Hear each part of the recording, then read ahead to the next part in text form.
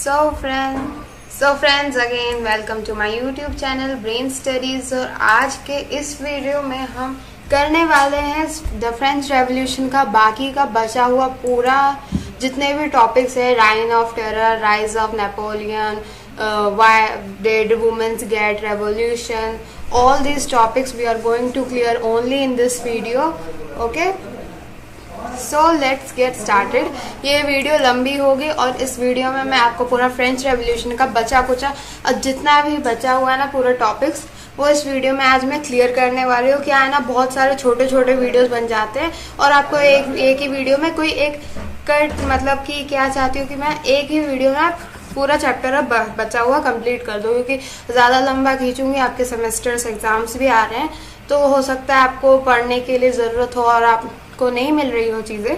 तो मैंने क्या सोचा कि इस बार जितना भी बचा है एक ही वीडियो में पूरा कंक्लूड कर देती हूँ। Okay, so let get started. So इस स्ट्रीम में हमारा फर्स्ट टॉपिक है द समर्स ऑफ 1792। इससे पहले मतलब इस वीडियो से पहले हमने एक वीडियो पढ़ा था जिसमें हमने जैकोबिन्स क्लब के बारे में पढ़ा था। ओके गाइस, तो जैकोबिन्स क्लब का एक लीडर था और लीडर हमने उसके वहाँ के मतलब उस ग्रुप में किस टाइप के लोग रहते थे, मतलब कौन से कैटेगरी के लोग रहते थे, उनका ड्रेसिंग सेंस कैसा था, उनका ड्रेस कोड कैसा था और उनका मोटो क्या था, वो सब हमने अपने लास्ट वीडियो में पढ़ा है। अगर आपको नहीं पता है तो आप वो वीडियो जाके देखिए और फिर इस वीडियो में वापस आके देख सकते चीज़ें। Okay, so the summers of 1792, this is the summers of 1792। ये बात है समर्स ऑफ 1792 की, क्योंकि जो जैकोबिन्स क्लब बना था ना वो 1792 के स्टार्टिंग में बना था। ओके, सो जब 1792 की स्टार्टिंग हुई थी तब वो बना था और फिर बाद में 1792 में इसने अपना काम चालू कर दिया था, मतलब कि इसने कुछ डिफरेंट चेंजेस लाए फ्रेंच पॉलिटिक्स में। ओके, तो क्या हुआ, अब इसकी स्टोरी क्या स्टार्ट होती है, हम यहाँ से शुरू करते हैं। So the Parisians were angered by short supplies and high prices of food. ठीक है, जो पेरिशियंस कौन लोग होते हैं? पेरिशियंस जो पेरिस के लोग होते हैं। पेरिस कौन सी जगह है? ये एक फ्रांस में एक जगह है, एक पेरिस, बहुत अच्छी जगह है जहाँ का आईफिल टावर वर्ल्ड फेमस है। ओके, बहुत अच्छी सिटी है वो, नीट एंड क्लीन, बहुत सुंदर जगह है। ओके, तो पेरिस के जो लोग थे यानी Parisians, they were very angry, but why? Because of short supplies of food. खाने की प्रॉब्लम थी, शॉर्ट सप्लाईज थी खाने की, और जब शॉर्ट सप्लाईज थी ना उनकी जो प्राइसेस थी वो भी बहुत ज्यादा हाई थी।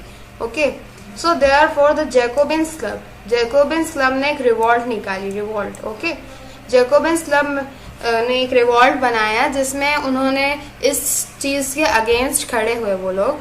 और वो क्यों खड़े हुए, इसी टॉपिक के अगेंस्ट क्यों खड़े हुए? क्यों? क्योंकि अगर आपने लास्ट वीडियो पढ़ा होगा तो आपने देखा होगा कि जैकोबिन्स क्लब में जो मोस्ट ऑफ द लोगों की जो संख्या थी, मतलब जो ज्यादातर लोग जो थे ना वो थर्ड स्टेट से बिलोंग करते थे। अब थर्ड स्टेट के लोग थे तो हमने अभी तक जितना भी पढ़ा है हमने देखा है कि जब भी चीजों की प्राइस में चेंजेस आते थे, बढ़ता था या कम होता था, ज्यादा प्रॉब्लम्स यानी ज्यादा चेंजेस जो थे वो हमारे थर्ड स्टेट को ही फेस करने पड़ते थे। ओके, तो ये जैकोबिन्स क्लब पूरा थर्ड स्टेट से बिलोंग करता था, तो इसने क्या किया, इस चीज के अगेंस्ट उन्होंने रिवॉल्ट किया। ओके, अब जब उन्होंने इसके अगेंस्ट में रिवॉल्ट किया, सो द ऑल जब रिवॉल्ट वगैरह हो गया और मतलब नेशनल असेंबली में उनकी बातें मान ली गई, तो क्या हुआ, ऑल द मेंस, यहाँ पे ध्यान दीजिए, अभी वुमेन्स को कुछ नहीं दिया गया है, यहाँ पे अभी all the men's of 21 years and above, यानी कि 21 साल के जो भी मेंस थे और 21 साल से ज्यादा के जो भी मेंस थे जिनकी एज 21 साल या 21 साल से ज्यादा की जिनकी एज होती थी, उन्हें क्या दिया गया, right to vote. They got the right to vote. अब उन्हें राइट टू वोट मिला है तो क्या हुआ कि अब रिवॉल्ट हुआ तो जो पुरानी असेंबली थी, जो पुरानी नेशनल असेंबली थी, उसने अपने मतलब घुटने टेक दिया और they surrender themselves in front of Jacobins club. उन्होंने कहा ठीक है हम हार गए, आप लोग जीत गए। ओके, सो क्या हुआ कि अब जैकोबिन्स क्लब ने एक नई असेंबली की फॉर्मेशन की। ओके, जो थी द कन्वेंशन एक न्यू असेंबली थी। ये क्वेश्चन बन सकता है 1 मार्क्स का कि what was the name of the new national assembly which was formed by Jacobins club. Okay, तो उसमें आपका आंसर रहेगा कन्वेंशन। कन्वेंशन बनी नई असेंबली और क्या हुआ, France become a politics republic. Okay, France become a republic. What does it means, no hereditary monarchy. So अगर आपको याद होगा तो मैंने पिछले कुछ वीडियोस में आपको एक टॉपिक था, पिछला एक वीडियो था जिसमें मैंने आपको बताया France become a constitutional monarchy. उसमें हमने क्या देखा था कि कॉन्स्टिट्यूशन के साथ और मोनार्की का एक मेल था जिसको उन्होंने कहा था कॉन्स्टिट्यूशनल मोनार्की, है ना। वो कॉन्स्टिट्यूशनल मोनार्की थी जिसमें हेरिडेटरी गवर्नमेंट भी थी, हेरिडेटरी मोनार्क भी था और साथ ही साथ नेशनल असेंबली यानी कॉन्स्टिट्यूशनल गवर्नमेंट भी थी। तो राजा का उसमें क्या रोल था, राजा को वीटो पावर मिली थी। वीटो पावर थी मतलब कि उसका कुछ रोल था फ्रांस की कॉन्स्टिट्यूशन मेकिंग और लॉ मेकिंग सोसाइटी में। ओके, पर अब क्या हुआ, जब कन्वेंशन आई तो उसने क्या किया, कन्वेंशन ने फ्रांस में से मोनार्की ही हटा दी। मतलब कि मोनार्की पहले थी, मतलब थोड़ा सा तो था कि वीटो पावर है हमारे पास, वीटो पावर भी नहीं रही। अब वीटो पावर भी चली गई तो लुई 16 का क्या हुआ, लुई 16 का हुआ क्या आखिर, व्हाट हैपेंड टू लुई 16। जब मोनार्की नहीं है तो मोनार्की तो लुई 16 पे ही डिपेंड करती थी ना। तो Louis 16 was sentence to death. Okay, Louis 16 को डेथ सेंटेंस कर दिया गया और बाय ट्राइजन। ट्राइजन क्या है, treason is nothing but a reason which is given to the forming of death formalities. Okay, so ये थी the summers of 1792। Okay, so the summers of 1792। इसके बाद क्या हुआ कि जो समर्स थी 1792, अब उसके बाद जैकोबिन्स क्लब अपने क्या बोलते हैं फॉर्मेशन में आ गया और फिर बाद में उन्होंने क्या किया कि एक नई गवर्नमेंट फॉर्म की और फिर शुरुआत हुई राइन ऑफ टेरर। ओके, इसी के बाद शुरू हुई राइन of terror. Okay, so what is Ryan of terror. Ryan of terror में एक्चुअली हुआ क्या, देखिए फर्स्ट हम टॉपिक समझते हैं क्योंकि मैं जानती हूँ कुछ बच्चों को राइन का मतलब ही नहीं समझ आ रहा होगा। सो बच्चों, राइन मतलब क्या होता है, राइन एक टाइम पीरियड कह लीजिए, एक टाइम लाइन कह लीजिए जो किसी भी आर्कियोलॉजिस्ट या हिस्टोरियंस के द्वारा क्या बोलते हैं सेट की जाती है, जिस पीरियड में कुछ समथिंग डिफरेंट या कुछ समथिंग यूनिक होती है। ओके, कुछ यूनिक चीज होती है इस टाइम पीरियड में, जैसे ठीक है, ये यानी राइन मतलब हो गया टाइम ऑफ पीरियड। ओके, अब है टेरर। टेरर आपने ये वर्ड बहुत बार सुना होगा। टेरर मतलब अगर मैं आपको बोलूं टेरर, तो टेरर सुन के आपके फर्स्ट मन में क्या आएगा, टेररिज्म, कुछ लोग जो मुंह पे काला कपड़ा लगाते हैं, है ना। सो ये जो टेरर वाला है चीज, अब ये टेरर मतलब टेररिज्म हो गया, आतंकवाद हो गया। सो आतंकवाद क्यों हुआ, मतलब कि फ्रांस में आतंकवाद क्यों हुआ, मतलब टेररिज्म क्यों हुआ। सो ये पीरियड ऑफ टेररिज्म हम पढ़ने वाले हैं इस टॉपिक में। Okay, so let get started. So जो फर्स्ट थिंग है, द पीरियड ऑफ, हमारा जो फर्स्ट पॉइंट है वो है द पीरियड फ्रॉम 1793 टू 1794। देखिए मैंने कहा था ना राइन मतलब 1793 टू 1794। अब जो ये टाइम पीरियड हमें मिल गई है is referred to as the reign of terror. जो पीरियड था फ्रांस में 1793 से 1794 तक का, उसे राइन ऑफ टेरर कहा गया।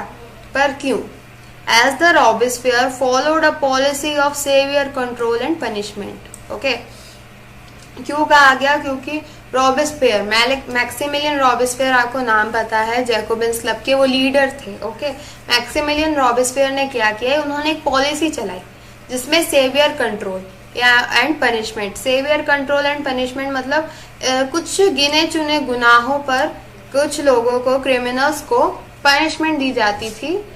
ओके, सो किन लोगों को पनिशमेंट दी जाती थी, अब हम ये पढ़ लेते हैं। Okay, all his enemies, his माने रॉबेस्पियर के जितने भी एनिमीज थे उन्हें पनिशमेंट दी जाती थी।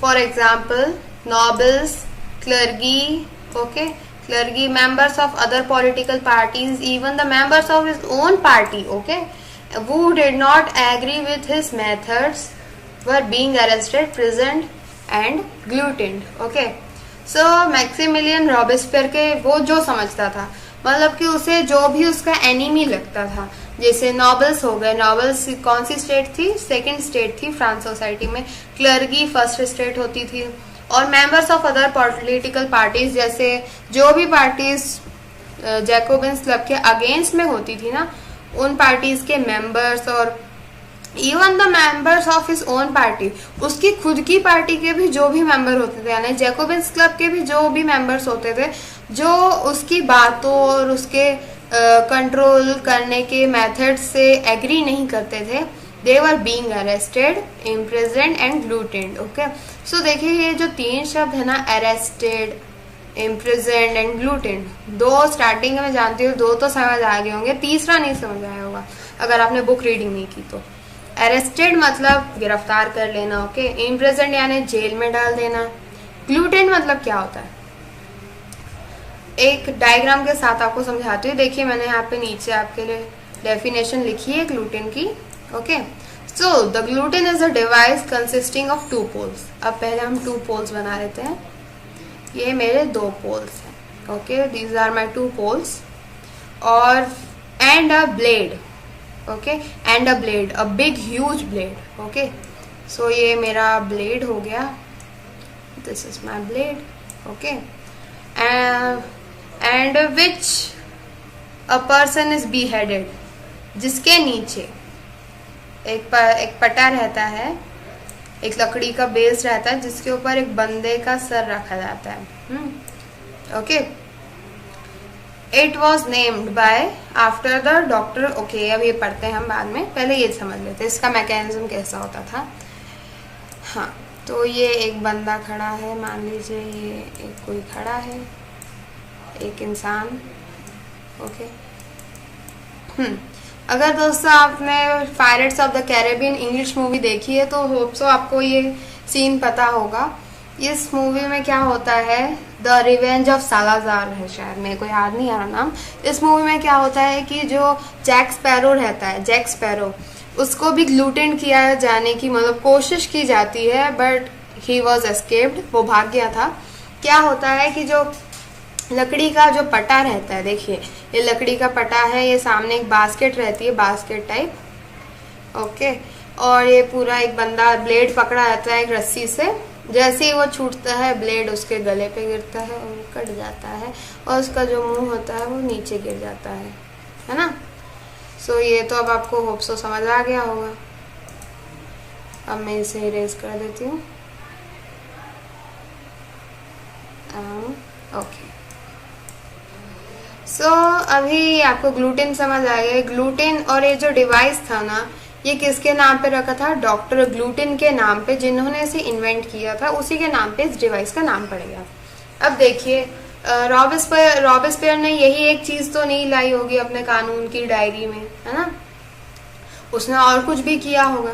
तो क्या क्या किया था वो अब हम पूरा पढ़ते हैं। ओके, सो रॉबेस्पियर गवर्नमेंट, यानी ये सब जो भी मैं बताऊंगी ना गाइज, ये भी आपका राइन ऑफ टेरर में ही हुआ था। ओके, ठीक है, तो let's started. Robespierre's government issued laws placing a maximum ceilings on wages and prices. Robespierre की जो गवर्नमेंट थी, उन्होंने कई सारे लॉज बनाए जिसमें जो लोगों के वेजेस थे और जो चीजों की यानी गुड्स की जो प्राइसेस थी उसमें काफी सारे चेंजेस आए थे। ओके, मीट्स एंड ब्रेड वर रेशन्ड, मतलब कि मीट्स और ब्रेड की जो प्राइस होती थी वो मतलब फिक्स हो गई थी through out the year. Okay, peasants were forced to transport their grains to the cities and sell it at the fixed prices by the government. Okay, जो peasants होते थे यानी थर्ड स्टेट का जो लोअर स्ट्रेटा था, उन्हें क्या कहा जाता था कि वो जो अपने ग्रेन्स होते थे, उनकी जो भी ग्रेन्स होते थे, उन्हें वो कहाँ ट्रांसपोर्ट करे, सिटीज में ट्रांसपोर्ट करे और उन्हें उन प्राइसेस पे बेचे जो गवर्नमेंट ने फिक्स की है। ओके, अब नेक्स्ट क्या हुआ, और द यूजेस ऑफ मोर, ये बहुत ही अजीबोगरीब सा उन्होंने एक लॉ निकाला था जिसमें क्या था, ये भी थर्ड स्टेट के क्या बोलना चाहिए, थर्ड स्टेट के बेनिफिशियल तरीके से उन्होंने देखा। ओके, सो क्या हुआ, the use of more expensive white floor, okay, जो मोर एक्सपेंसिव वाइट फ्लोर है। आप में से जो लड़कियां घर में काम करती हैं, जो लड़के घर पे काम करते हैं, जिन्होंने अपनी मम्मी को काम करते देखा है, वो लोगों ने देखा होगा कि आटा ना, जो रोटी बनाने का जो आटा रहता है वो थोड़ा सा सॉफ्ट नहीं होता, मतलब क्या बोलना चाहिए, वो थोड़ा सॉफ्ट नहीं होता, वो हल्का सा दरदरा और दानेदार होता है, और उसके जो कलर होता है वो वाइट, प्योर वाइट नहीं होता, वो थोड़ा सा ऑफ वाइट होता है। ओके, और एक प्योर वाइट होता है जिसे हम मैदा कहते हैं। आप क्या बोलते हैं मुझे नहीं पता है, मुझे आप कमेंट बॉक्स में जरूर लिखिए। वो जो मैदा होता है ना, वो एकदम प्योर वाइट और स्मूथ आटा होता है। वो यहाँ पे मोर एक्सपेंसिव वाइट फ्लोर के नाम से उसे कहा गया है।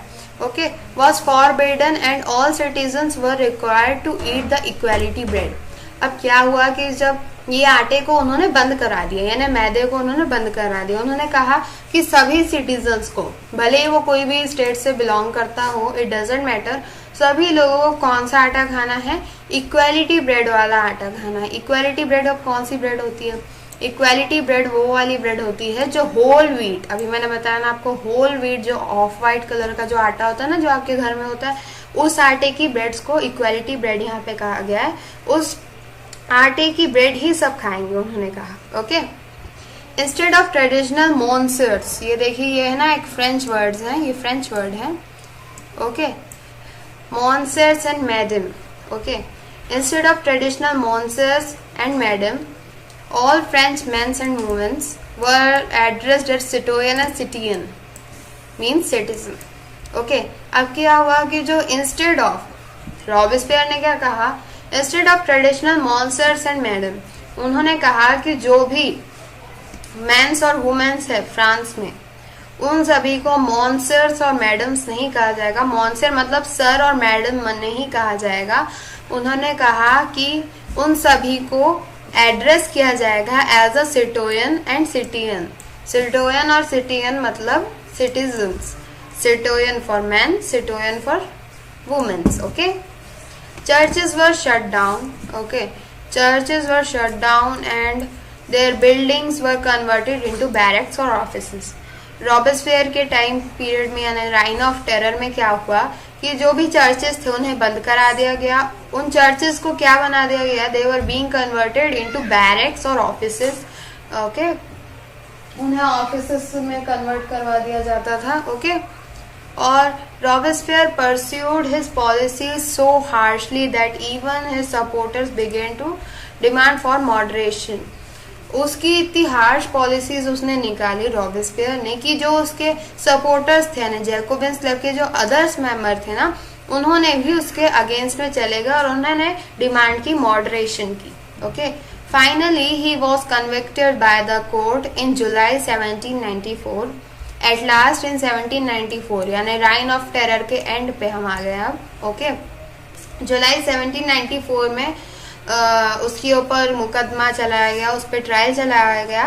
ओके, और उस ट्रायल में उसे कन्विक्टेड पाया गया और उसे अरेस्ट कर लिया गया और नेक्स्ट डे ही was sent to guillotine. Okay, so ये था द राइन ऑफ टेरर। अब हम बात करेंगे अ डायरेक्टरी रूल फ्रांस। अब देखिए गाइस, हमने अभी क्या देखा, द राइन ऑफ टेरर। अब देखिए यहाँ पे ना क्या होता है कि जैकोबिन्स क्लब की जो सरकार होती है, जो उनकी गवर्नमेंट होती है, वो गिर जाती है। क्यों? क्योंकि रॉबेस्पियर मैक्सिमिलियन जो उनका लीडर रहता है वो ही मर जाता है। अब क्या हुआ कि जो डायरेक्टरी रूल आता है, अब कुछ और नए लोग आते हैं और उन्होंने एक डायरेक्टरी रूल बनाया जिसमें वो भी ज्यादा वक्त तक नहीं चल पाया। फिर बाद में नेपोलियन ने फ्रांस पे अटैक किया और फ्रांस नेपोलियन के अंडर हो गया। Okay, so the directory rule में है क्या actually? Directory rule is nothing but a constitution was introduced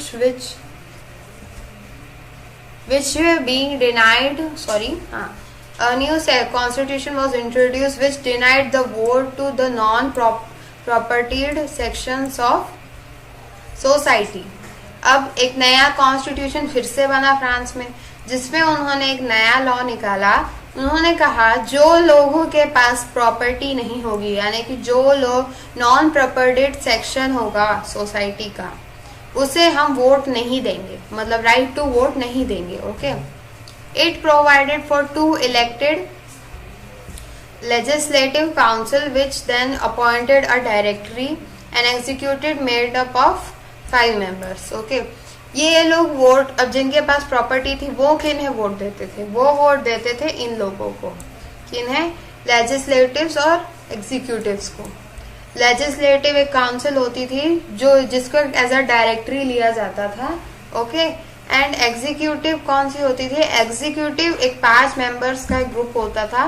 okay and the directors often clashed with the legislative councils who then saw to dismiss them. Okay और कुछ वहां पे directors भी होते थे डायरेक्टरी रूल में, जो लेजिस्लेटिव काउंसिल्स और जो क्या बोलते हैं इसे एग्जीक्यूटिव काउंसिल, इन्हें डिसमिस कर सकती थी, जिनके पास ये पावर थी। Okay the political instability of the directory paved the way for the rise of the military dictator. अब क्या हुआ कि ये भी नहीं चल पाई ढंग से, इसमें भी बहुत इंस्टेबिलिटीज और बहुत सारी कमियां थी, जिसके कारण ये भी फ्रांस में नहीं टिक पाई। और उसी वक्त नेपोलियन बोनापार्ट ने फ्रांस पे अटैक किया और उन्होंने मिलिट्री डिक्टेटरशिप वहां पे स्टैब्लिश की। ओके सो ये हो गया a directory rule in France. Now did women have a revolution? So guys हमारा नेक्स्ट टॉपिक है अब।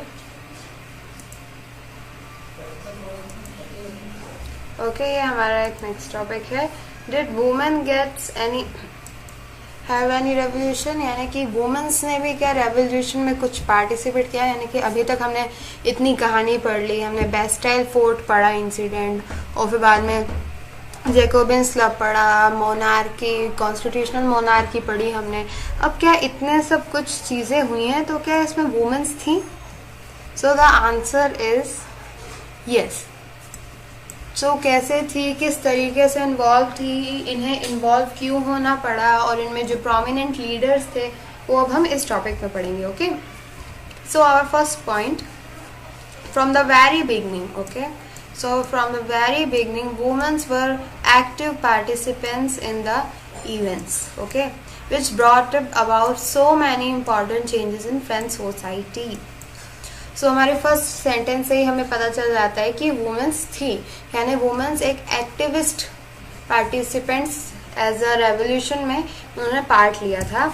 क्यों? क्योंकि फर्स्ट पॉइंट हमारा कह रहा है कि स्टार्टिंग से, यानी कि जब रेवोल्यूशन वेरी बिगनिंग, यानी जहाँ से बेस्टाइल फोर्ट इंसिडेंट हुआ, beginning of outbreak of revolution हुआ, तब से ही वुमेन्स का बहुत अच्छी तरीके से पार्टिसिपेट था रेवोल्यूशन में। ओके सो बहुत स्टार्टिंग से ही बहुत अच्छी एक्टिविस्ट पार्टिसिपेंट्स थी, बहुत एक्टिव पार्टिसिपेंट्स थी इन सभी इवेंट्स में, और इनके जो पार्टिसिपेशन हुआ इस कारण हमारे मतलब फ्रेंच सोसाइटी में कई सारे बहुत सारे इम्पोर्टेंट चेंजेस भी आए। ओके तो अब हम पढ़ते हैं वुमेन्स के बारे में कि वुमेन्स बेसिकली वहाँ की वुमेन्स किस टाइप की थी, मतलब वो क्या क्या करती थी। Okay so most of the women's of third state had to work for living and they worked as seamstress and laundresses, sold flowers, fruits, vegetables at the markets, and or were employed as domestic servants in the houses of prosperous peoples. Okay. सो जो third state यानी कि जो women's थी वहाँ की French society की, जो third state से जो वुमेन्स बिलोंग करती थी, वो अपने जीने के लिए बहुत सारे काम करती थी, यानी अपने रहने के लिए काम करती थी। वो बहुत सारे लॉन्ड्रेसेस यानी कि धोबिन की तरह काम करती थी। सोल्ड फ्लावर्स, वो फ्लावर्स बेचती थी। फ्रूट्स एंड वेजिटेबल्स भी वो मार्केट में बेचते थे, और जो उनके और उन्हें एज अ एम्प्लॉय भी किया, एज अ एम्प्लॉयमेंट भी दिया जाता था। कहाँ पे? Domestics, as a domestic servants in the houses of prosperous people, यानी कि नौकरानियों की तरह उन्हें प्रॉस्पेरस यानी जो बड़े बड़े घर के लोग थे, जैसे फर्स्ट स्टेट और सेकंड स्टेट के लोगों के घरों पे इन्हें एज अ डोमेस्टिक सर्वेंट रखा जाता था। Okay only daughters, okay next point हमारा, only daughters of nobles or wealthier members of the third estate could study at convent, after which their family arranged a marriage for them. Working women had to also care for their families cook food, fetch water, queue for breads and look after their children and that's all। ये सब अभी हमने मतलब वहाँ की जो लड़कियाँ होती थी फ्रेंच सोसाइटी में, जो नॉबल्स फैमिली की जो लड़कियाँ होती थी, नॉबल्स या फिर जो थर्ड स्टेट का वेल्दियर स्ट्रेटा था यानी अपर स्ट्रेटा था, उस मेंबर्स मतलब उन सभी लोगों की जो लड़कियां होती थी, उन सब की जो बेटियां होती थी, वही कॉन्वेंट्स में पढ़ पाती थी। अब कॉन्वेंट क्या है, आपने इंडिया में भी कई सारे कॉन्वेंट स्कूल के नाम बारे में पढ़ा होगा।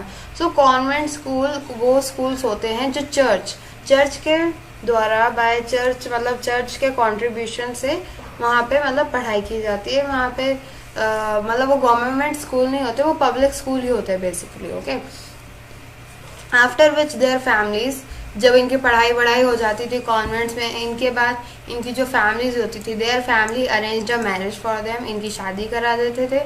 Working women had to care also take care of for their families. जो वर्किंग वुमेन्स होती थी, जो ये ढेर सारे काम करती थी, जो हमने सेकंड पॉइंट में पढ़े, इन सभी ये सारे जो काम करती थी औरतें, इन्हें अपने फैमिलीज की भी केयर करनी पड़ती थी और इन्हें खाना भी बनाना पड़ता था और कुएं से पानी भी लाना पड़ता था, फेच वाटर भी करना पड़ता था। और ब्रेड्स के लिए मार्केट में जब क्या बोलते हैं ढेर सारी वो चीज़ें हुई थी ना, टरबाइन वगैरह आया था, वहाँ पे सब्सिस्टेंस क्राइसिस हो गए थे, तो फिर इन्हें ब्रेड्स के लिए लाइन में खड़ा होना पड़ता था और अपने बच्चों का भी बहुत ध्यान रखना पड़ता था। Their wages were lower than those of men's. ये बहुत इंपॉर्टेंट चीज़ है। हो सकता है इसका आपके लिए एक पर्सनल व्यू वाला एक क्वेश्चन बन जाए कि आपको ऐसा क्यों होता है हमारी सोसाइटी में कि वुमेन्स को कम वेजेस पे रखा जाता है काम के लिए पर मेंस को नहीं। ये हो सकता है एक एक्टिविटी क्वेश्चन के तौर पे आ जाए आपके लिए, या ऐसी एक्टिविटी क्वेश्चन, या फिर लास्ट 5-4 मार्क्स के लिए एग्जाम में भी आ सकता है, नो डाउट। ओके, तो इसका आंसर मैं आपको हिंदी में समझाती हूँ। देखिए क्या है ना, हमारे पूरे not only in France, India में भी और इंडिया के बाहर की यानी पूरी वर्ल्ड की कंट्रीज में स्टार्टिंग से ही मेंस को वुमेन से ज़्यादा सुपीरियर माना गया है। क्यों? क्योंकि वो समझते हैं कि मेंस जो होते हैं वो वुमेन से ज़्यादा सुपीरियर होते हैं, वो ज़्यादा मेहनत कर पाते हैं। वुमेन्स क्या करती है? वुमेन्स बस घर का काम करती हैं और कुछ नहीं कर पाती और अपने बच्चों को संभालना रहता है, उनकी ज़िंदगी बस इतनी ही है। पर ऐसा तो है नहीं। आज की दुनिया में वुमेन्स भी हमारे बहुत सारे फील्ड्स में उन्होंने अपना कदम रखा है और they are going very good, वो बहुत अच्छा काम कर रही हैं। ओके, सो क्या है ना कि एक मतलब सोशल थिंकिंग हो जाती है, सोसाइटी की थिंकिंग हो जाती है कि ये औरत है, इसे अपने घर पे ही रहना होगा, अपने बच्चों को संभालना होगा। पर ऐसा नहीं था, वुमेन्स को भी चांस देना चाहिए। मेंस को जैसे मेंस को मिलता है वैसे वुमेन्स को भी मिलना चाहिए। इसके आगे हम पढ़ने वाले हैं, कई सारी वुमेन एक्टिविस्ट ने भी इसका सपोर्ट किया और उनके एक है उनमें से ओलंपिया डिजॉस, वो हम अभी आगे पढ़ेंगे। ओके, सो अभी हमारा next point, Together with the creation of state schools, schooling were made compulsory for all girls। अब यहाँ पे थोड़ा रेवोल्यूशनरी चीज़ें आ रही हैं। क्या हुआ कि जो फ्रेंच रेवोल्यूशन में जब वुमेन्स ने भी पार्टिसिपेट किया तो उन्होंने सभी वुमेन्स से मिलके स्टेट स्कूल खोले। ओके, और उन्होंने स्कूलिंग को फॉर गर्ल्स, उन्होंने लड़कियों के लिए स्कूलिंग को कंपलसरी किया।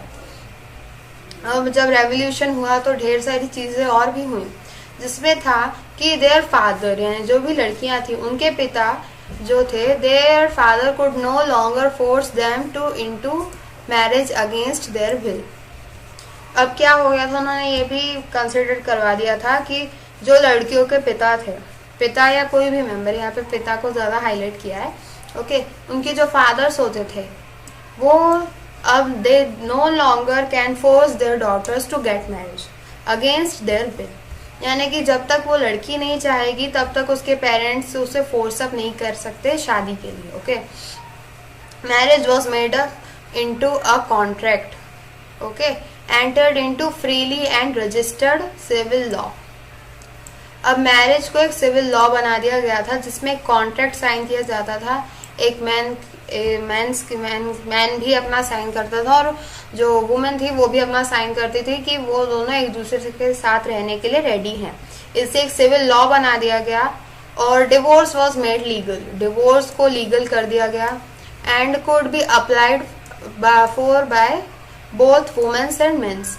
ये जो डिवोर्स की एप्लीकेशन थी मेंस के द्वारा भी अप्लाई की जा सकती थी और वुमेन्स के द्वारा भी अप्लाई हो सकती थी। Okay, women could now train for jobs, अब वुमेन्स को जॉब्स के लिए ट्रेन भी किया जाने लगा। कुड बिकम आर्टिस्ट, वो आर्टिस्ट अब बन सकती थी और वो अपने स्मॉल बिजनेसेस भी चला सकती थी। Okay, now they can run their own small businesses to.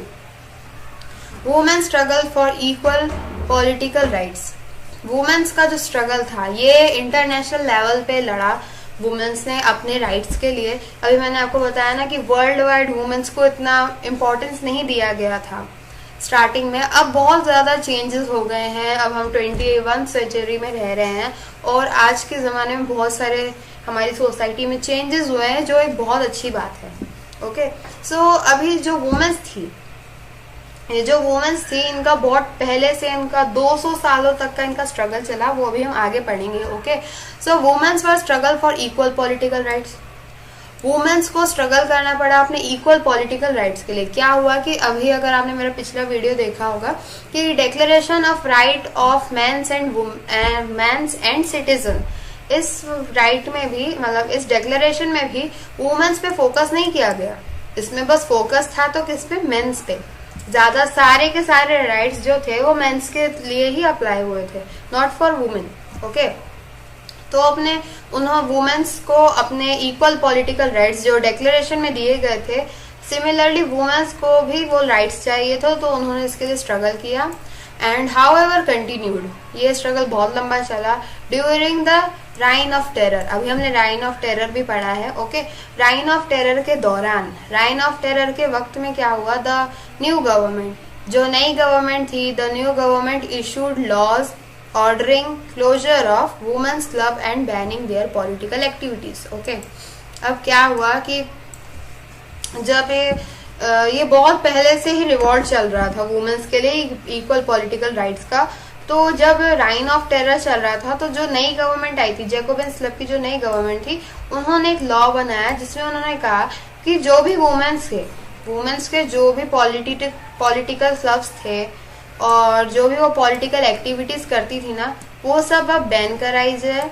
जो ये सारी चीजें ना पुरानी नेशनल असेंबली के द्वारा उन्हें प्रोवाइड की गई थी, ये सब अब नहीं होगा। राइन ऑफ टेरर में जैकोबिन्स क्लब ने ये बंद करवा दिया सब कुछ। ओके,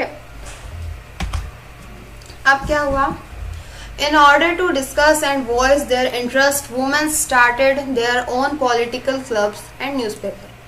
जब ये रिस्ट्रिक्शन लगाया गया तब भी वुमेन्स नहीं मानी और उन्होंने अपने मर्जी से उन्होंने रिवॉल्ट को जारी रखा और उन्होंने फिर से अपने चोरी छुपके मतलब किसी सीक्रेटली उन्होंने अपने पॉलिटिकल क्लब्स बनाए और उन्होंने कई सारे न्यूज़पेपर भी पब्लिश किए जिनमें about 60 women's club came up in different cities of France.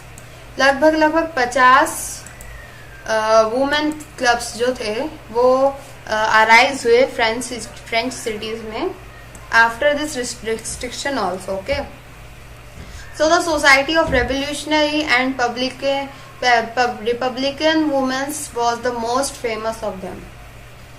अब इसमें भी जो फिर से क्लब्स बने थे, इनमें से प्रोमिनेंट कौन से क्लब थे, जैसे अभी जैकोबिन्स क्लब के बारे में हमने पढ़ा, वैसे ही वुमेन्स के जो सेपरेट क्लब्स थे वो उनमें से थे द सोसाइटी ऑफ रेवोल्यूशनरी, ये एक बहुत प्रोमिनेंट क्लब था, और रिपब्लिकन वुमेन्स। ये दो जो क्लब थे बहुत ज्यादा क्या बोलते हैं प्रोमिनेंट थे उस वक्त। Okay, was the most famous of them. Main demand was that women's enjoy the same political right as men. उनकी जो मेन डिमांड थी वो थी कि women should also get the same political rights which are given to the men. वो चाहती थी कि ये सारे जो राइट्स आप मेन्स को प्रोवाइड कर रहे हो ये हमें भी प्रोवाइड हो, वुमेन्स को भी प्रोवाइड हो। Okay, women's were disappointed, they were being disappointed that the constitution of 1791 reduced them to the passive citizen। आपने मेरे पिछले वीडियोस पढ़े होंगे तो उसमें हमने आपको एक पैसिव सिटीजन और एक्टिव सिटीजन का कंसिडरेशन आपको मैंने समझाया था। अगर आपको नहीं पता है तो आप इस वीडियो के बाद वो वीडियो भी देख सकते हैं। ओके, सो पैसिव सिटीजन्स को उनको मतलब वुमेन्स को as a passive citizen consider किया गया क्योंकि उन्हें राइट टू वोट नहीं था। क्योंकि एक्टिव सिटीजन वही लोग थे जिन्हें राइट टू वोट था, पैसिव सिटीजन वो लोग थे जिन्हें राइट टू वोट नहीं था। Okay, they demanded the right to vote. अब उन्होंने राइट टू वोट मांगा ताकि वो एक एक्टिव सिटीजन बन सके, to be elected to the assembly and to hold political officers. उन्होंने ये भी कहा कि ताकि उन्हें राइट टू वोट मिले और वो कई सारी मतलब चुनाव और इलेक्शंस में भी खड़ी हो सके ताकि वो different types of political offices में अपनी प्लेस बना सके और असेंबली का भी एक मेंबर बन सके। Okay, so the revolutionary government did introduce laws that help improve the lives of the women. जब डायरेक्टरी रूल हुआ फ्रांस में तो कुछ वक्त के लिए डायरेक्टरी रूल की गवर्नमेंट ने भी वुमेन्स के लिए कुछ इम्पोर्टेंट लॉज निकाले ताकि उनकी जो क्या बोलना चाहिए थोड़ी उनकी हालत थोड़ी ठीक हो जाए, वो पहले से थोड़े मतलब खुद को फ्रीडम मिल जाए उन्हें। Okay, so now the women's movement for voting. अब ये बहुत इंपॉर्टेंट है गाइज, इससे हम आप बहुत ध्यान से सुनना, ये बहुत ही रेवोल्यूशनरी चीज है। Okay, women's movement for voting rights and equal wages continued through the next 200 years। ये जो रिवॉल्ट था ना गाइज राइट टू वोट के लिए और इक्वल वोटिंग राइट्स के लिए और इक्वल वेजेस के लिए, ये अगले 200 साल तक चला फ्रांस में और through out the world in many countries in world.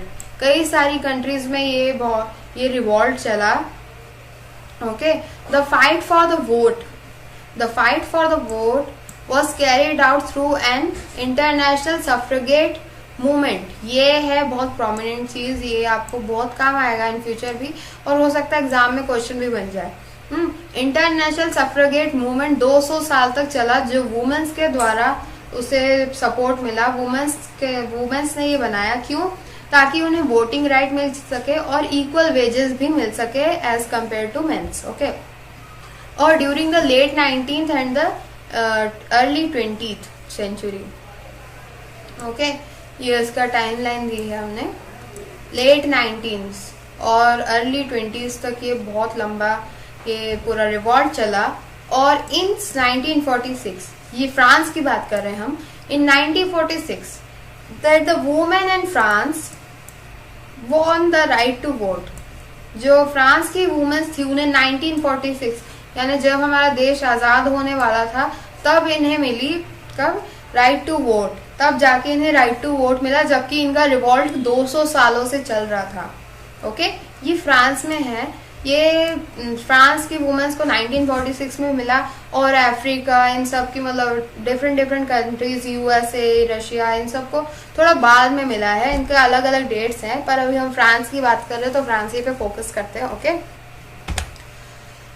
तो अब जब इतना सारा रेवोल्यूशनरी वुमेन्स अराइज हुई हैं, इन्होंने इतना सब कुछ रिवॉल्ट किया है, तो इनमें से हो सकता है कोई रेवोल्यूशनरी वुमेन भी हो, है ना। So the life of a revolutionary women, ये लाइफ है एक रेवोल्यूशनरी वुमेन जो थी ओलंपिया डिजॉस। ओके, ओलंपिया डिजॉस की ये कहानी है। ये एक रेवोल्यूशनरी वुमेन थी फ्रांस में, इन फ्रांस। ओके, ये फ्रांस की एक रेवोल्यूशनरी वुमेन थी और हम इनके बारे में पढ़ते हैं। So Olympia de Gouges was one of the most important political active women in the revolutionary France. Olympia de Gouges एक बहुत ही एक्टिव वुमेन थी रेवोल्यूशंस में फ्रांस में। जब फ्रांस में ढेर सारे रेवोल्यूशंस आ रहे थे तो इसमें वन ऑफ द इम्पॉर्टेंट और एक्टिव वुमेन थी उस वक्त। इनसे रिलेटेड आपका क्वेश्चन बन सकता है 3 to 2 मार्क्स का, तो इसे भी आप ध्यान से सुने। Okay, she protested against the constitution and the declaration of right of the men and citizen। okay, उन्होंने इसके खिलाफ आंदोलन किया, प्रोटेस्ट किया। किसके अगेंस्ट? जो कॉन्स्टिट्यूशन बना था, है ना। न्यू असेंबली में जो कॉन्स्टिट्यूशन बना था और जो declaration of right of man and citizen बना था, इसके अगेंस्ट में उन्होंने रिवॉल्ट किया, उन्होंने इसके अगेंस्ट प्रोटेस्ट किया। क्यों किया? Because they excluded women's from the basic rights that each human being should be given, okay, और एंटाइटल्ड। क्यों किया? क्योंकि वुमेन्स को ये सारे बेसिक राइट्स जो declaration of right of men's and citizens में दिए गए थे, इसमें वुमेन्स को नहीं दिया गया था। हाँ, इसमें वुमेन्स को चीजें नहीं दी गई थी, वुमेन्स को राइट्स नहीं मिले थे, जैसे right to freedom, right to equality, right to liberty and right to fraternity. ये सारे राइट्स वुमेन्स को प्रोवाइड नहीं थे, बट मेंस को थे, ओके। और ये क्या कह रही थी? ये सारे राइट्स एक ह्यूमन बीइंग को मिलने ही चाहिए, ओके। इन 1791, अब 1791 में क्या होता है? She wrote a declaration of right of women's and citizen. अब इन्होंने असेंबली ने बनाया वो declaration of rights of men's and citizen, और इन्होंने ओलंपिया डिजॉर्ज ने बनाया declaration of rights of women's and citizens, okay. उन्होंने वुमेन्स एंड सिटीजन का भी एक डिक्लेरेशन बनाया, जिसमें उन्होंने कई सारे राइट्स और लॉज बनाए जो एक वुमेन को भी मिलने चाहिए थे, okay, which she address to the queen. और ये सारे लॉज उन्होंने क्वीन को सुनाए, फ्रांस की क्वीन को उन्होंने ये सारे लॉज सुनाए। And the members of the national assembly, उन्होंने नेशनल असेंबली के भी मेंबर्स को ये सारे डिक्लेरेशंस वगैरह सुनाए। और demanding that the act upon it, उन्होंने क्या कहा कि अब नेशनल असेंबली और क्वीन को इस पे कुछ करना चाहिए। और इन 1793 Olympia DiGeorge criticised the Jacobins Club government for forcibly closing down women's club. Olympia de Gouges ने इतना सारा क्या बोलते हैं एप्लीकेशंस वगैरह बनाई और डिक्लेरेशन सुनाया असेंबली के सामने, क्वीन के सामने, पर इसका कोई फर्क नहीं पड़ा। और जो 1793 में जो गवर्नमेंट आई, क्या कौन सी गवर्नमेंट? Jacobian government. इन्होंने क्या कहा? अब उन्होंने पहले तो औरतें चोरी छुपे क्या कर रही थी, अपने क्लब्स बना रही थी, पर अब क्या कहा कि अब चोरी छुपे भी कोई काम नहीं होगा, अब हम फोर्सिबली इसे रेस्ट्रिक्ट कर रहे हैं, वुमेन्स क्लब को रेस्ट्रिक्ट कर रहे हैं, अब वुमेन्स क्लब अपने नहीं बना सकती, okay. She was tried by the national convention, उन पे ट्रायल चलाया गया, उन पे मुकदमा चलाया गया नेशनल कन्वेंशन के द्वारा। कन्वेंशन वही अपनी कौन सी जैकोबिन्स क्लब की गवर्नमेंट। और she which charged with her treason, और उन पे ट्राइजन लगाया गया। Soon after this she was executed, treason चलाया गया और उसके बाद वो उन्हें एग्जीक्यूट कर दिया गया, ओके। सो ये कहानी थी द रेवोल्यूशनरी वुमेन। देखिए, अब हमने वुमेन्स के बारे में पढ़ लिया है। तो फ्रांस में स्लेवरी का भी बहुत लॉन्ग पीरियड का, लगभग 200 सालों का एक रेवोल्यूशनरी, मतलब क्या कह लीजिए, एक पीरियड चला था, ट्रेडिशनल पीरियड, जिसमें बहुत ज्यादा स्लेवरी का चलन था, स्लेवरी, ओके। सो अब हम यहाँ पे पढ़ने वाले हैं स्लेवरी के बारे में, okay. So slavery actually what is this, मतलब कि स्लेवरी एक्चुअली होता क्या है। सो स्लेवरी एक्चुअली यहाँ पे एक वर्ड है स्लेवरी ना। फर्स्ट एबॉलिशन मतलब क्या होता है? एबॉलिशन यानी किसी चीज को रेस्ट्रिक्ट कर देना, किसी चीज को हटा देना। स्लेवरी 2 शब्दों से बना है, जो है स्लेव और री। स्लेव यानी गुलाम, है ना, और री यानी मतलब तरीका, किसी चीज को करने का तरीका या ट्रेडिशन, ओके। सो यहाँ पे स्लेवरी मतलब अगर हम इन 2 शब्दों को जोड़ दें तो हमें मिलेगा गुलामी का क्या बोले, ट्रेडिशन, है ना, गुलामी का ट्रेडिशन। तो यहाँ पे क्या है, स्लेवरी को हम कहते हैं गुलामी। सो हमारा इसमें फर्स्ट पॉइंट है। तो ये स्टार्टअप कैसे हुआ, ये हम पूरा पढ़ने वाले हैं। ये फिर से हटेगी, फिर से आएगी, किसके द्वारा आएगी, क्यों आएगी, कैसे आएगी, अब हम ये टॉपिक में पूरा पढ़ेंगे, okay. So the unwillingness of the Europeans to go and work in the colonies in the Caribbean, which were important suppliers of the commodities. such as tobacco, indigo, sugar, coffee, created a shortage of labor on the plantation. Thus the slave trade began in the 17th century. Okay, this is one of the important point. Okay, so इसकी शुरुआत कैसे हुई? शुरुआत ऐसे हुई कि जो European जो लेबर्स थे, तो यूरोपियन लेबर्स थे, वो कैरेबियंस अटलांटिक सी में एक क्या बोलना चाहिए आइलैंड ग्रुप है. ओके, वहां पे ना फ्रांस की ढेर सारी कॉलोनीज थी, यूरोपियन कॉलोनीज थी, ढेर सारी वहां पे यूरोपियन कॉलोनीज थी. ओके, सो जो यूरोपियन लेबर्स वहां जाके काम नहीं करना चाहते थे. क्यों? क्योंकि हम इसके आगे बारे में पढ़ेंगे. ओके, सो वहां जाके वो काम नहीं करना चाहते थे, और जब वो काम नहीं करेंगे तो चीजों का सप्लाई नहीं होगा, और वो वहां काम नहीं करना चाहते थे जहाँ पे बहुत ज्यादा काम कराया जाता था, और जहाँ पे बहुत सारी मेन कॉमोडिटीज जिनकी मार्केट में बहुत वैल्यू होती थी, वो उनके लिए काम नहीं करना चाहते थे. तो इससे क्या होता है कि जब वो महंगी चीजों के लिए काम नहीं करेंगे तो इससे बहुत सारी कंट्रीज को इफेक्ट पड़ेगा, है ना. तो वो कॉमोडिटीज कौन सी थी? Tobacco, indigo, sugar and coffee. इन चारों फील्ड्स के लिए वो जो सारे लेबर्स थे वो काम करना बंद कर दिए थे, वो वापस यूरोप चले गए थे.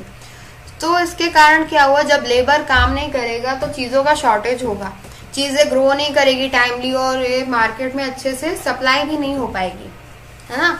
तो इससे क्या हुआ, प्लांटेशन में बहुत ज्यादा शॉर्टेज हुआ क्योंकि लेबर्स की स्कैरसिटी और शॉर्टेज हो गया था. Thus the slave trade began in the 17th century. अब देखिए क्या है कि जो स्लेव्स हैं, अब जो हमारे यूरोपियन लेबर्स काम नहीं करेंगे तो हमें काम कराना है किसी ना किसी से. अब काम कराना है, भले ही वो बंदा कहीं से भी आए, कौन से देश से आए, डजंट मैटर, कहीं से भी आए, पर हमें अपना काम कराना है. तो उन्होंने क्या किया, इसी से शुरुआत हुई स्लेव ट्रेड की, यानी कि गुलामी, यानी गुलामों का ट्रेड जो था वो यहीं से, गुलामों का व्यापार वो यहीं से शुरू हुआ. Okay, slave trade 17th century में इसी कारण शुरू हुआ क्योंकि यूरोपियन कंट्रीज में लेबर्स की स्कैरिसिटी होने लगी. तो इन्हें फ्रांस लाया कैसे, मतलब यूरोपियन कंट्रीज में कैसे लाया जाता था. फॉर एग्जाम्पल, जैसे फ्रेंच मर्चेंट्स होते थे, they sold from their ports to the African coast. French merchants क्या करते थे, वो ना अपने पोर्ट से अपनी नाव में बैठ के वो अफ्रीकन कोस्ट जाते थे, और अफ्रीका जाके वो वहां पे कई सारे स्लेव्स खरीदते थे, नौकर खरीदते थे. किससे? लोकल चिफ्टन से. चिफ्टन कौन थे? जो कबीले का मुखिया कह लीजिए, या किसी गांव का मुखिया, या किसी गांव का हेड. ओके, उनसे वो ये सारे स्लेव्स खरीदते थे, और वो भी अच्छी कीमत पे. Okay, so branded and shackled, बहुत ही अच्छे चुस्त तंदुरुस्त गुलामों को वो अपने साथ लेते थे. The slabs were packed tightly into ships for 3 months. उन्हें 3 महीनों के लिए ऐसे जानवरों की तरह शिप्स में ऐसे ठूस दिया जाता था, ऐसे भर दिया जाता था, और वो 3 महीने के लिए वो भी. ओके, और अक्रॉस द अटलांटिक, उन्हें अटलांटिक लेके जाया जाता था. कहाँ? कैरेबियन में, अटलांटिक सी में जाते थे, और वहां पे कैरेबियन चले जाते थे वो लोग. They were sold to plantation owners. अब जो क्या होता था कि देखिए पहले मतलब इनका ट्रेड होता कैसे था, स्टेप बाय स्टेप मैं आपको समझाती हूँ. फर्स्ट क्या करते थे, जैसे मान लीजिए फ्रांस के जो कुछ मर्चेंट्स हैं वो जाएंगे कहाँ, अफ्रीकन कोस्ट जाएंगे, और वहां जाके वहां के मुखिया यानी गांव के मुखियाओं से कुछ लोग खरीदेंगे जिन्हें वो कहेंगे गुलाम या स्लेव्स. ओके, वो खरीदते थे. तो जिससे क्या होता था, जो फ्रेंच मर्चेंट्स थे वो कुछ पैसा चिफ्टेंस को लेते थे, लोकल चिफ्टेंस को. ओके, और फिर बाद में जब इन्हें बहुत ज्यादा प्रॉफिट हो जाता था, अब इन्हें भी अपना प्रॉफिट कहीं से कमाना है ना, तो ये क्या करते थे, इन्हीं नौकरों को कहाँ दे देते थे, जो प्लांटेशन ओनर्स होते थे, है ना, जो प्लांटेशन ओनर्स होते थे उन्हें बेच देते थे, और ये उनसे बहुत बेरहमी से काम कराते थे. Okay, so there they were being sold to the plantation owners. The exploitation of the slave labor made it possible to meet the growing demand in the European markets for sugar and coffee in indigo. Okay, ये slave trade हुआ जिसके कारण जो ये tobacco, sugar, coffee, indigo, इन सब का trade फिर से फ्लरिश हुआ। Okay, port cities like Bordeaux and Nantes, ये इंपॉर्टेंट है, ये एक बार मैं हाईलाइट कर देती हूँ इसको अच्छे से। हाँ, सो ये है बोर्डेक्स एंड नेंटिस। ओके, सो ये बोर्डेक्स और नेंटिस एक्चुअली क्या है मैं आपको बताती हूँ। ये जो बोर्डेक्स और नेंटिस है ना, ये इम्पॉर्टेंट चीज़ है, ये ना एग्जाम में आपसे पूछ सकता है। मैप वर्क में ये पूछ सकते हैं क्वेश्चन कि where is the Nantes, where is Bordeaux in map. Okay, इन्हें फिल करने का आता है एग्जाम में, तो आप इन्हें फिल कर सकते हैं। क्योंकि ये ना पोर्ट सिटीज थी, कहाँ की, फ्रांस की, क्योंकि यहीं से ट्रेड होता था किनका, स्लेव्स का। तो own their economic prosperity to the flourishing of slave trade. तो ये सारे जो मर्चेंट्स वगैरह थे, इनका जो मोस्ट ऑफ द जो पैसा कमाने का जरिया था ना, वो स्लेव ट्रेड ही था। The national assembly held a long debates for the about whether the rights of man should be extended to all the subjects including those in the colonies. तो इसी मुद्दे पे ना, मतलब स्लेव ट्रेड पे ना बहुत लड़ाई चली। मतलब क्या लड़ाई किस बात पे चली नेशनल असेंबली में, कि क्या जो राइट्स हम अपने मेन लैंड यानी फ्रांस का जो मेन लैंड है, वहाँ पे जो हम राइट्स देते हैं लोगों को, मेंस को जो हम राइट्स देते हैं, वो क्या राइट्स हमें कॉलोनीज तक भी एक्सटेंड करने चाहिए या नहीं करने चाहिए। But it did not pass any laws. इतनी सारी डिबेट हुई पर इसका कोई रिजल्ट नहीं निकला और उन्होंने कोई लॉ नहीं बनाया। पर क्यों नहीं बनाया? Fearing of the opposition from the businessman. क्यों? क्योंकि जो उन्हें डर था कि कहीं बिजनेसमैन हमसे अपोजिशन में ना खड़े हो जाए, हमारा अपोज ना करे, जिससे हमारी जो सरकार है वो गिर जाए। और क्योंकि अभी मैंने बताया बिजनेसमैन की जो मोस्ट ऑफ द इनकम थी वो स्लेव ट्रेड पे ही डिपेंड करती थी, है ना। So in Jacobin's regime in 1794 abolished slavery in the French colonies. जब जैकोबिन रिजाइम आया, जब जैकोबिन क्लब का रिजाइम आया, तब इन्होंने अबॉलिश करवा दी थी slavery from French colonies. French colonies में जो भी स्लेवरी ट्रेड चलता था उसे बंद करा दिया इन्होंने। पर however after 10 years later Napoleon reintroduced it.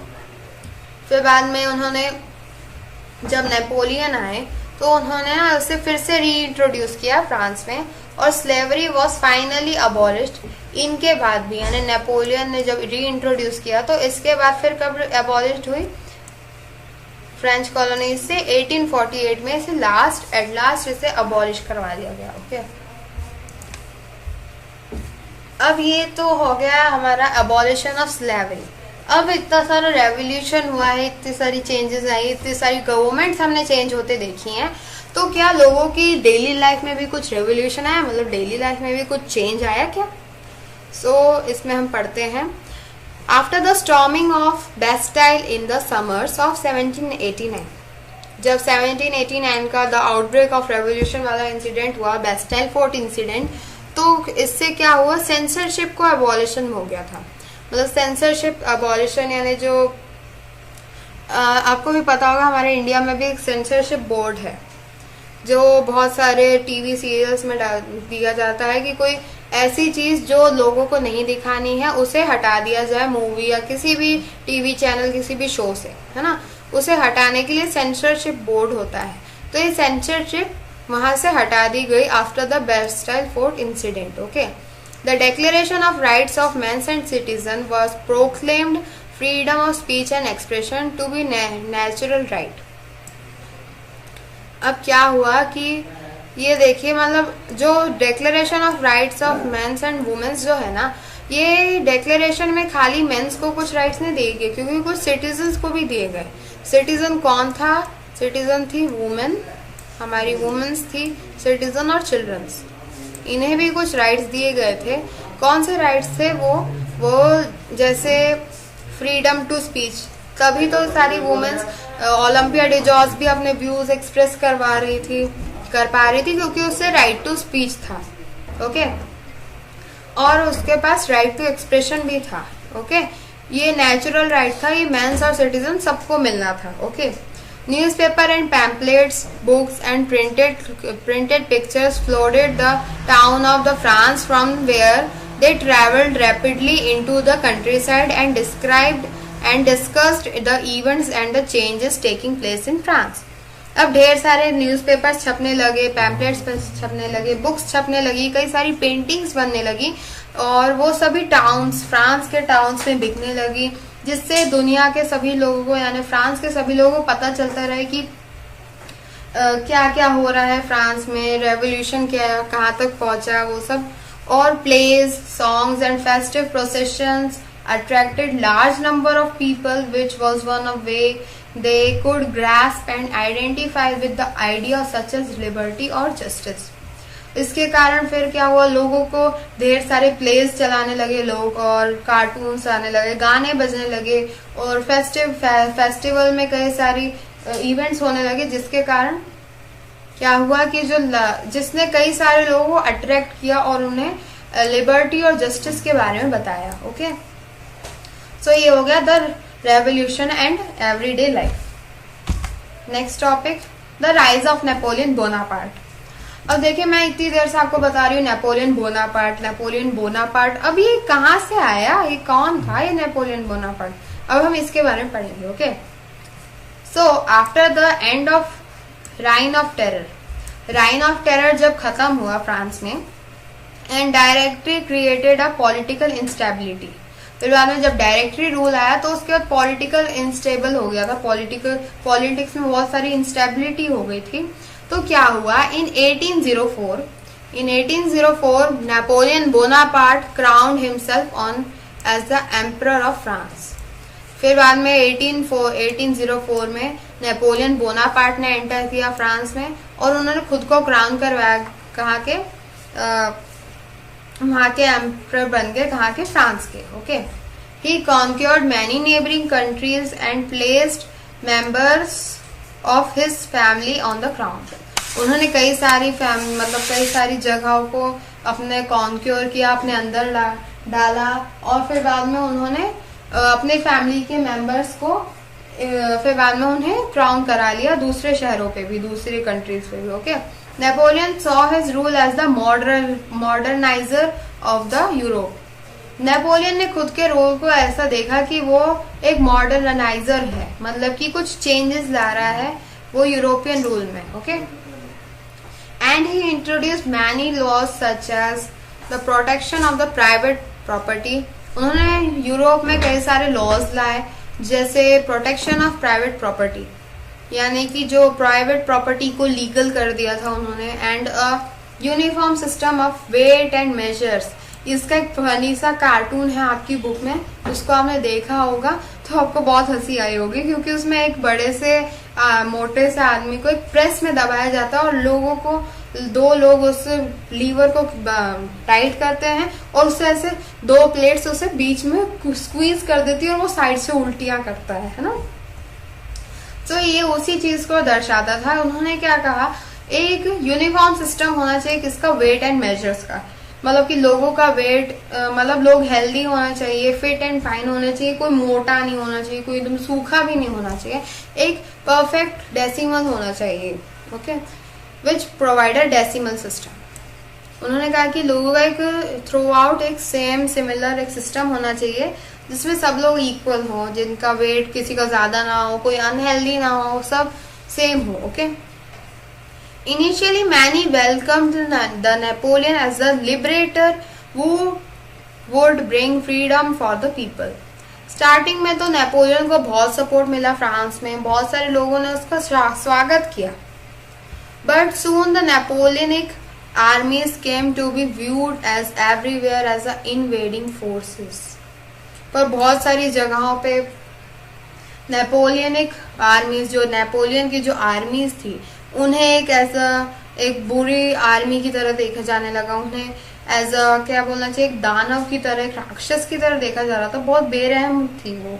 Okay, he was finally defeated at Waterloo in 1850। अब इतना इन्होंने विस्तार किया यूरोप का, पर लास्ट में जब वाटरलू की फाइट में 1815 में वो हार गए। ओके, और वो मर गए। सो दिस वॉज, अब ये लास्ट टॉपिक है इस चैप्टर का। इसके बाद हमारा फ्रेंच रेवोल्यूशन खत्म है गाइस। देन फिर बाद में मैं एक इसका रिविजन सेशन बना दूंगी और फिर बाद में आपका लेसन पूरा खत्म हो जाएगा। Okay, legacy of the French revolution. Legacy of the French revolution यानी कि इसका कंक्लूजन हम क्या निकाल सकते हैं। Okay, so the ideas of the liberty and the democratic rights. जो लिबर्टी मतलब फ्रांस के इस रेवोल्यूशन ने आखिर दुनिया को क्या दिया। सो हमें इससे लिबर्टी मिली एंड डेमोक्रेटिक राइट्स मिले, were most important legacy of the French revolution. ये क्वेश्चन बन सकता है 1 पॉइंट का कि फ्रेंच रेवोल्यूशन ने वर्ल्ड को क्या दिया। हमारे इंडियन कॉन्स्टिट्यूशन का राइट टू लिबर्टी भी यहीं से है। Right to liberty and right to fraternity, right to equality and right to vote, ये यहीं से हमें मिला है। ओके, फ्रेंच रेवोल्यूशन से। These spread from France to rest of the Europe during the 19th century. ये सब कुछ जो था ना फ्रांस से बाकी के बचे हुए यूरोप में बहुत जल्दी फैल गया था। कब तक? 19th सेंचुरी के एंड तक ये सब वहां तक फैल गया था। Where feudal systems were abolished, और जिसके कारण जो फ्यूडल सिस्टम था दूसरी कंट्रीज में वो एबॉलिश हो गया। Later these ideas were adopted by Indian revolutionary strugglers like Tipu Sultan, Ram Mohan Roy also. फिर बाद में धीमे धीमे एशिया में भी फैल गया और हमारे इंडिया के कुछ रेवोल्यूशनरी स्ट्रगलर्स जैसे टीपू सुल्तान, राम मोहन रॉय, इन्होंने भी इस आइडिया को अडॉप्ट कर लिया। ओके, सो गाइज यहाँ पे एंड होता है हमारे इस लेसन का। इसके बाद मैं आपका एक रिवीजन वीडियो भी बना दूंगी। ओके गाइज, अगर ये वीडियो पसंद आई है तो प्लीज लाइक करें, शेयर करें और सब्सक्राइब तो करें। और कोई भी डाउट है या क्वेरी है so you can write in the comment box, I will try to reply you back. Okay, और thank you very much to watching this video up to last. Thank you very much.